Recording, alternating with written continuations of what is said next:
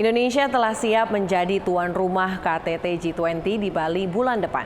Pemerintah juga tengah menyiapkan strategi dan langkah konkret dalam menghadapi krisis dan resesi ekonomi global yang menjadi fokus pembahasan negara-negara G20.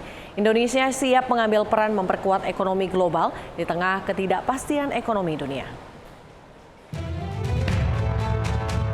Dalam paparannya, Deputi Gubernur Senior Bank Indonesia Destri Damayanti menyebutkan ekonomi dunia dipandang masih dibayangi fenomena tidak menentu. Terlebih International Monetary Fund atau IMF, bahkan Bank Dunia yang mengubah angka proyeksi ekonomi dunia. Terakhir, pertumbuhan ekonomi dunia diprediksi hanya sebesar 3,2% di tahun 2022 atau turun menjadi 2,7% di akhir 2023.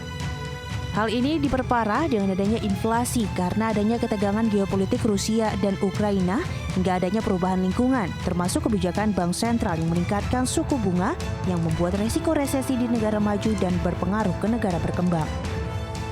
Melihat kondisi ekonomi global ini, dipandang Bank Indonesia harus disikapi dengan penuh kehati-hatian dan kewaspadaan agar sejalan dengan pemulihan ekonomi nasional.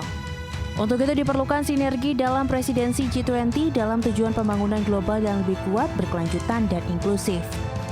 Menetapkan kebijakan yang bersifat extraordinary dan diharapkan dapat menyelesaikan krisis, khususnya melalui ekspansi stimulus baik dari fiskal maupun dari moneter yang selama ini belum pernah terjadi dan belum pernah sebesar yang kita hadapi pada krisis pandemi.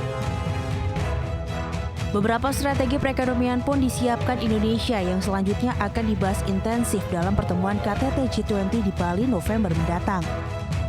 Strategi pertama mempercepat pemulihan ekonomi kawasan, kedua mengatasi dampak pandemi, ketiga sistem pembayaran digital, keempat sustainable finance, kelima inklusi keuangan dan keuangan digital dan pengembangan UMKM, dan terakhir perpajakan internasional.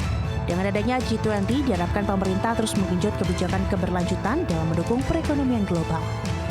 Dari Jakarta, Adi Firmansyah, iDek Channel.